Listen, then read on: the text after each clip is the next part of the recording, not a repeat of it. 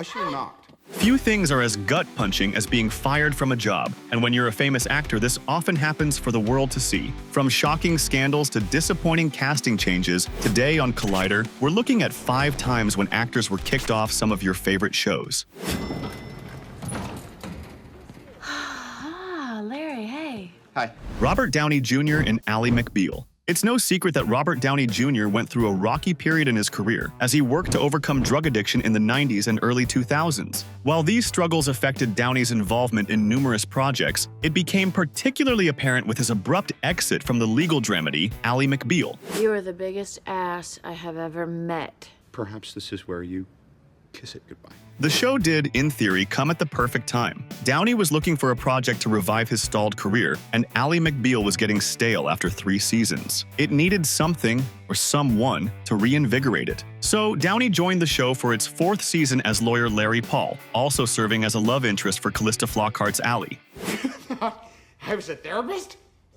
The pair had chemistry, and the series had stabilized its viewership as hoped. Furthermore, Downey landed a Golden Globe Award for Best Supporting Actor for his role, and was caught off guard by the standing ovation he was given as he walked to the stage to accept it. Season 4 of Ally McBeal was intended to end with Larry and Ally getting married, with Season 5 focused on their married life. Unfortunately, Downey's moment of redemption didn't last. In November 2000, while filming the series, Downey was arrested in Palm Springs for being under the influence of a controlled substance, and was also charged with felony possession of Valium and cocaine. Despite the infraction, show creator David E. Kelley kept Downey on the show. However, when Downey was arrested once again for being under the influence of drugs in April 2001, he was dismissed from the series. His arc ended unceremoniously, with Larry having abandoned Ally before their wedding, leaving only a note. Downey has since made quite a comeback in the industry, most notably as Tony Stark, aka Iron Man, in the Marvel Cinematic Universe. The actor is now set to make a return to Marvel as Doctor Doom in the upcoming films Avengers Doomsday and Avengers Secret Wars. Hogan, What on drive. earth for? Cheeseburger first.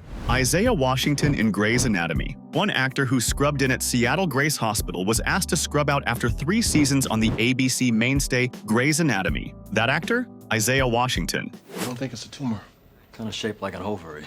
That the flip answer you're gonna give your patient, Dr. Karev? His role as Dr. Preston Burke earned Washington 2 NAACP Image Awards, but awards weren't enough to keep the star from getting the boot in 2007. According to writer Harry Worksman in the tell-all book How to Save a Life: The Inside Story of Grey's Anatomy, one day, Washington was becoming visibly angered by co-star Patrick Dempsey's late arrival on set. When Dempsey finally arrived, Washington pushed him up against the wall and said, "You can't talk to me the way you talk to that little expletive TR." That expletive was a homophobic slur in reference to co-star TR Knight, who is gay. A few days following the incident, Knight would come out publicly in the pages of People magazine, choosing to take control over rumors that began circulating as a result of the altercation. At that time, Washington was spared, but it all fell apart at the Golden Globes sometime later. As series creator Shonda Rhimes was talking to reporters after Grey's Anatomy won the 2007 Golden Globe for Best Drama Series, Washington stepped in front of her and grabbed the microphone. Not only did he deny that the incident ever happened, but he also foolishly repeated the slur on air. Washington issued a public apology 4 days later, but it wasn't good enough. 6 months after the incident at the Golden Globes, ABC confirmed that they would not be renewing Washington's contract. While the actor went on to have numerous roles in both TV and film, in shows like The 100, he announced his retirement from acting in February 2023. Of his dismissal from Grey's Anatomy, Washington told I Am Entertainment magazine in 2014, "I don't worry about whether or not the stories I tell will destroy my acting career, because you can't take away something that doesn't exist. They killed the actor in me on June 7, 2007.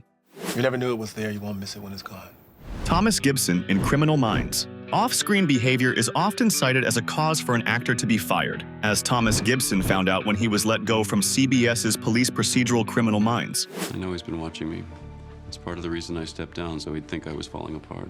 Gibson, an original cast member from the series' start in 2005, was ousted from the show in 2016 after a history of off-screen transgressions. In December 2010, the actor allegedly yelled at and shoved assistant director Ian Wolfe, berating Wolfe for confusion surrounding a late-night location shoot. Following this incident, Gibson was mandated to take anger management classes. Then in January 2013, Gibson was arrested on DUI charges, pleading no contest to reckless driving while intoxicated. Staffers would have to drive Gibson to and from the set after Gibson's license was suspended. Finally, in 2016, it was strike 3 after an on-set fight between Gibson and writer-producer Virgil Williams got physical, prompting producers to fire Gibson once and for all. Goodbye, Aaron.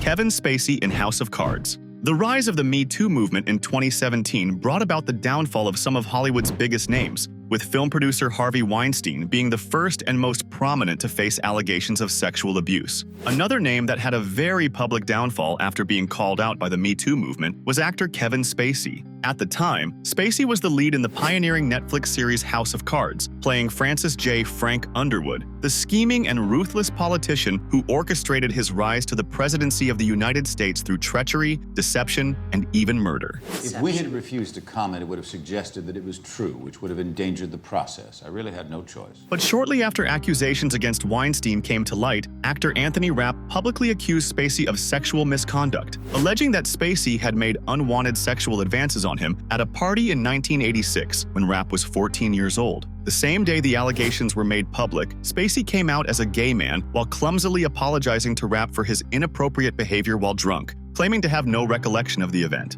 The move to come out in public was heavily criticized, with some seeing it as an attempt to divert attention away from Rapp's statements, while others saw it as Spacey carelessly linking being gay with child abuse and other misconduct. Spacey would be found not liable by a jury for the charges stemming from Rapp's claims, but further allegations, including 8 employees from the set of House of Cards, would lead to an internal investigation by the series' producer MRC over Spacey's conduct. It all led to Spacey being terminated from the show, with its 6th and final season, which had suspended filming during this time, carrying on without the character, who died off screen in an apparent overdose. Spacey would also be released from many other projects, including the role of J. Paul Getty in All the Money in the World, a film that underwent extensive reshoots to replace Spacey with actor Christopher Plummer, who would be nominated for an Academy Award for the role. Since then, Spacey has seen a litany of allegations levied against him, with multiple court appearances both stateside and overseas.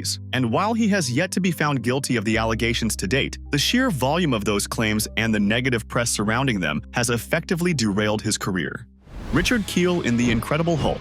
Sometimes an actor can be fired from a TV series before it even airs, simply because they don't fit the part. Unfortunately, this is what happened while filming the pilot for the hit 1977 CBS series The Incredible Hulk. He has metamorphosized into some extraordinary creature. Long before Mark Ruffalo and Edward Norton transformed into the iconic Marvel character, Bruce Banner looked quite a bit different. The actor originally hired for the Gamma Green Giant was Richard Keel, most famously known for his role as the James Bond antagonist Jaws. Filming was already underway when a kid on the set commented on how Keel didn't look right and how the Hulk should have big muscles like in the comics. Keel was let go, and the role was instead given to bodybuilder Lou Ferrigno. Once he was decked out in the green paint and colored contacts, Ferrigno certainly looked the part. He is, for many, the definitive on-screen Hulk. What happened to you? However, if you look closely at the pilot episode of The Incredible Hulk, there is one brief moment in which Richard Keel can be seen in green. You are the biggest nut I've ever met. So, did any of these dismissals surprise you? And are there any memorable celebrity firings that we missed? Let us know in the comments below, and stay tuned to Collider, where we'll keep bringing you behind the scenes of iconic movies and shows.